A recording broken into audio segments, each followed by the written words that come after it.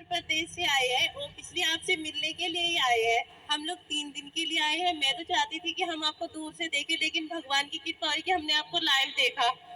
मैं आपको बार बार प्रणाम करती हूँ गुरुजी, और कहती हूँ कि आप बस हमारे ऊपर आशीर्वाद बनाए रखना। वैसे भगवान की बहुत कृपा है हमारे ऊपर। और मेरे हस्बैंड का कोई क्वेश्चन है, वो आपसे करना चाहते हैं। करिए।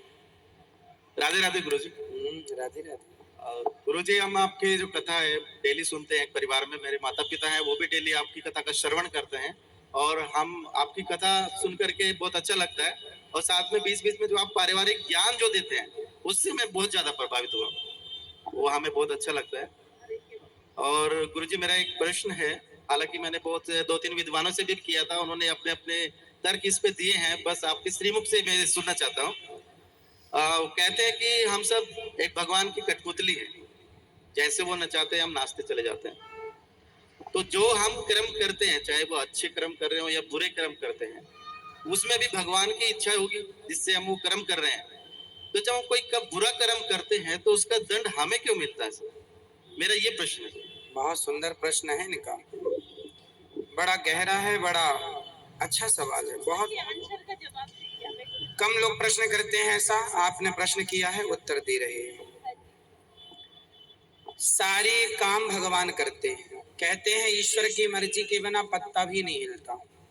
तो जब सब भगवान करते हैं तो फिर पापी व्यक्ति क्यों है? बिल्कुल बिल्कुल। है ना?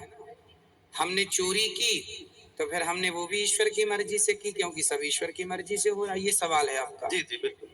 अब उत्तर के लिए आपसे ही मैं प्रश्न करूंगा। जी। आपकी एक गाड़ी है, माना कि एक कार आपकी है और आप मालिक हैं, कार के मालिक। आपने एक ड्राइवर लगा रखा है। जी। आपने ड्राइवर से कहा कि गाड़ी लेके स्टेशन चले जाओ, तो आप जो कहते हैं आपका ड्राइवर वहीं ले जाएगा गाड़ी। जी। गाड़ी आपकी मर्जी से चलती है, चलाता तो ड्राइवर है पर मर्जी आपकी है। सही है? जी बिल्कुल। आपने गाड़ी एयरपोर्ट के लिए रवाना की, जा बेटा मेरे गेस्ट आ रहे हैं, जाओ एयरपोर्ट से लेके आओ। ड्राइवर गाड़ी लेके चला, आपकी मर्जी से जा रहा है। जी। पर रास्ते में वो गाड़ी को किसी डिवाइडर से ठोक देता है, तो गाड़ी का एक्सीडेंट हो गया, गाड़ी का नुकसान हो गया, गाड़ी क्षतिग्रस्त हो गई। तो क्या ये आपकी मर्जी थी? जी नहीं। आपकी मर्जी थी कि गाड़ी एयरपोर्ट जाए, पर गाड़ी का एक्सीडेंट हो गया, गाड़ी गड्ढे में गिर गई। ये आपकी मर्जी नहीं थी, ये मर्जी नहीं थी, ये गलती थी। किसकी? आपकी नहीं, ड्राइवर की। हाँ या ना? जी। ड्राइवर के पास दोनों थे, एक्सीलेटर भी था और ब्रेक भी था। क्यों नहीं हिसाब से गाड़ी चलाया?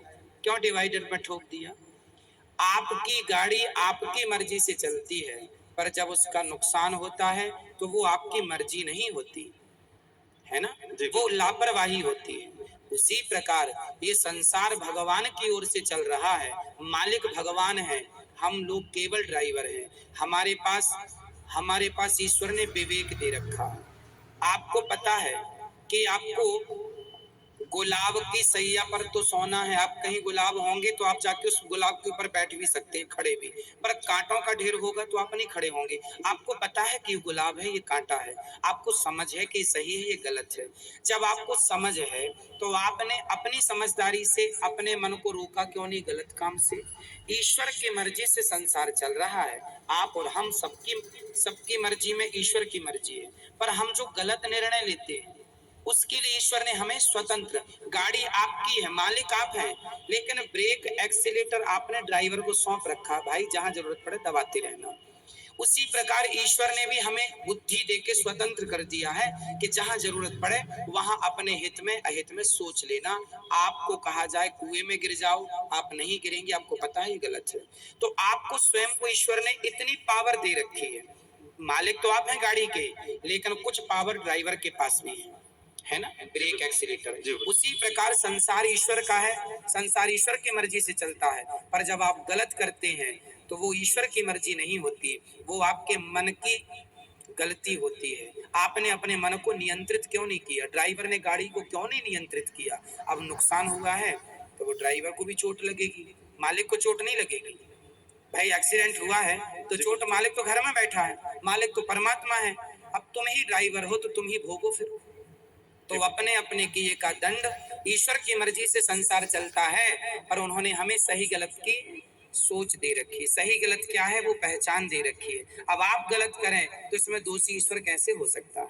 जी गुरुजी, लेकिन मेरा एक थोड़ा सा डाउट है गुरुजी। जी हमने रामायण सीरियल देखा है टीवी में। ठीक है। उसमें ये दिखाया गया था कि जब राम जी लंका को जीत लेते हैं और माता सीता जी जब अग्नि परीक्षा देती हैं, उसके बाद में राजा दशरथ जी आसमान में प्रकट होते हैं। बिल्कुल। और वो राम जी को बोलते हैं कि मुझे तुम पर बहुत गर्व है, मैं तुमसे बहुत खुश हूँ। तो भगवान राम वहां पे उनसे एक चीज मांगते हैं कि आप मुझे एक वचन दे दो कि आप जो है माता कैकेयी को क्षमा कर दो, इसमें कोई गलती नहीं। लेकिन वो जो आप बता रहे हैं कि एक विवेक और जो बुद्धि जो दे रखी है वो भगवान ने सभी को दे रखी है, वो माता कैकेयी को भी दे रखी थी। ठीक है। लेकिन उन्होंने गलत निर्णय लिया, लेकिन भगवान ने उनको क्षमा कर दिया। तो मैं ये कहना चाह रहा हूँ कि जब भगवान उनको क्षमा कर सकते हैं तो हम लोगों को क्यों नहीं क्षमा कर? हाँ करते हैं, आपको भी करते हैं, हमें भी करते हैं। कब करेंगे? जब शरण में कैकेयी माँ चित्रकूट जब आई थी ना, तो उन्होंने क्षमा मांग ली थी राम जी से, आत्मसमर्पण कर दिया था, बेटा अपराध हो गया, राम यदि तुमने मुझे माफ कर दिया तो वचन दो कि अगली बार तुम मेरे पुत्र बन के आओगे। वही कैकेयी माता देवकी बनी और फिर उनके गर्भ से श्री कृष्ण प्रकट हुए। तो भगवान कहते हैं तुम कितने भी बड़े पापी हो, यदि मेरे सामने आके आत्मसमर्पण कर दोगे और मेरे हो जाओगे, मैं भूल जाऊंगा कि तुमने कोई पाप किया। ये बात लिखी है, लिखित में सुनिए। सन्मुख होहि जीव मोहि जबहि, जन सन्मुख होई मतलब जब मेरे सन्मुख आ जाएगा, समर्पण कर देगा, तो जन्म कोटि करोड़ों जन्मों के पाप मैं भूल जाऊंगा।